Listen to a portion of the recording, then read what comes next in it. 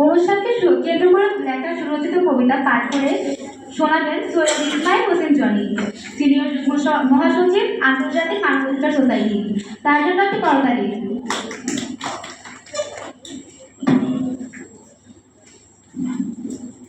আজি শুভ দিন জাগ্রত দ্বারে, তব অবগুণ্ঠিত কুণ্ঠিত জীবনে করোনা বিলম্বিত তারে।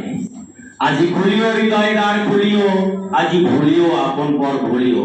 শ্রদ্ধেয় অধ্যকার বাংলা ডাক প্রতিষ্ঠার বার্ষিকী 17 বছর উদযাপন অনুষ্ঠানের সম্মানিত সভাপতি, প্রধান অতিথি, বিশেষ অতিথি, দূর দূরান্ত থেকে আগত প্রাণপ্রিয় ভাই ও বোনেরা, আসসালামু আলাইকুম। আজ আমি অনুষ্ঠানকে কেন্দ্র করে একটি কবিতা লিখেছি। কবিতাটি আপনারা সকলে মনোযোগ সহকারে শুনবেন এবং বাংলা ডাকের পাশে থাকবেন সেই প্রত্যাশা করি। কবিতার শিরোনাম দৈনিক বাংলা ডাকের 17 বছরে পদার্পণ। আজকে খবর নতুন জাগে প্রাণে শুভ সুর, 9টি গ্রহর আলোয় আধার থাক না সে তো দূর। জাতীয় প্রেস ক্লাবে উৎসবের রঙ্গে বেশ, 17 বছরের যাত্রা সে এক দারুণ পরিবেশ।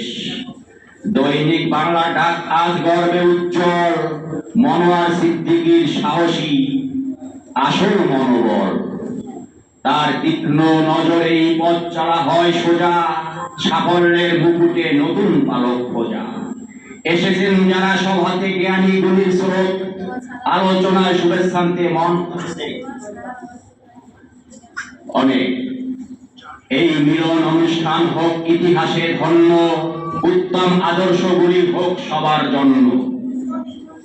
খালেদা বেগম সাংবাদিক জীবন 13 বছর ধরে সেবায় করে স্মরণ, তার নিষ্ঠা ও সরলতা মুগ্ধ করেছে আজ 17 স্বর্ণালতার ঝাড়ুক দলের কাজ।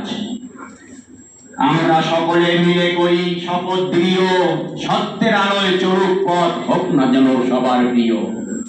উত্তরের উত্তরোত্তর জয় হোক, কাটুক সকল ভয়, বাংলার ডাক চলবে হবে না তার ক্ষয়। আনন্দের এই ক্ষণে জনি মেতে ওঠে, সাফল্যের বিজয় রয়েছে রথে স্বপ্নগুলো ছোটে। দৈনিক বাংলার ডাক সত্য প্রকাশের ডাক, 17 বছর অক্ষুণ্ণ তার নাম ডাক। পত্রিকার জয়যাত্রা সাফল্যের ধারা, আলো ঝলমলে পথে আজ দিক হারা।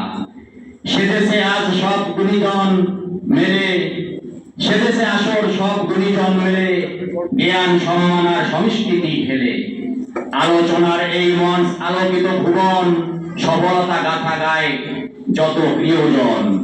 প্রধান অতিথি আর সভাপতি যারা, আলোচকের কথায় মুক্ত শত ধারা। সম্মানিত উপদেষ্টা ও বিশেষ অতিথি এসেছেন সবারই দিতে প্রাণের দুটি। জাতীয় প্রেস ক্লাব আজ যেন জ্ঞানের আধার, সাংস্কৃতিক উৎসবে প্রাণের জোয়ার। এসআই জনি মহাপ্রাণে শুভকামনা করে, বাংলার ডাক পৌঁছে যাক বাংলার ঘরে ঘরে। উৎসব আর সম্মেলনে এই শুভক্ষণ, বাংলার ডাক বাজে আজ নবজাগরণ। সর্বশেষে আমার পরিচয় দিলাম ছোট্ট করে, ভুল ত্রুটি ক্ষমা করে শোনো ধৈর্য ধরে। গ্রামের নাম পশ্চিম বিন্দাপাড়া, পোস্ট দেউলকাঠি, বরিশাল বিভাগের অন্তর্গত জেলা ঝালকাঠি।